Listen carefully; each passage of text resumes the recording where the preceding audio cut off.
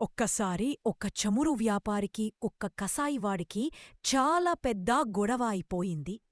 విషయం తేలక ఇద్దరూ రాజుగారు దగ్గరకు వెళ్లారు. తగువు తీర్చమని రాజుగారుని అడిగారు. అసలు గొడవ ఏమిటి అని రాజుగారు అడిగాడు. అప్పుడు కసాయివాడు ఇలా వివరించాడు.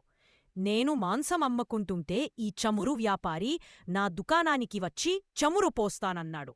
పాత్ర తీసుకురావడానికి నేను లోపలికి వెళ్ళినప్పుడు ఇతను నా నాణాల సంచి తీసుకుని అది తనదే అని గొడవ చేస్తున్నాడు. నా డబ్బు సంచి నాకు ఇప్పించండి. వెంటనే ఆ చమురు వ్యాపారి, లేదు, అతను చెప్పేవన్నీ అబద్ధాలు, ఆ సంచి నాదే, నేను నాణాల సంచిలోంచి తీసి లెక్క పెడుతున్నాను, అది చూసి ఇతను దురాశతో నా సంచి కాచేయడానికి ప్రయత్నం చేస్తున్నాడు, న్యాయం చెప్పండి అన్నాడు. రాజుగారు ఎన్నిసార్లు అడిగినా వాళ్ళిద్దరూ చెప్పిన మాటే మళ్ళీ మళ్ళీ అదే మాట చెప్పారు. గమ్మతైన సమస్యకి రాజుగారు ఒక యుక్తిని ఆలోచించాడు. ఒక పెద్ద పాత్రలో నీళ్లు తెప్పించాడు. ఆ నీళ్లలోకి సంచిలో నాణాలు వేశాడు. వెంటనే ఆ పాత్రలో నీళ్లపైన పలచగా నూనె తేలింది. ఆ తెట్టు చూసిన వెంటనే ఆ సంచి చమురు వ్యాపరిదని అందరూ గ్రహించారు.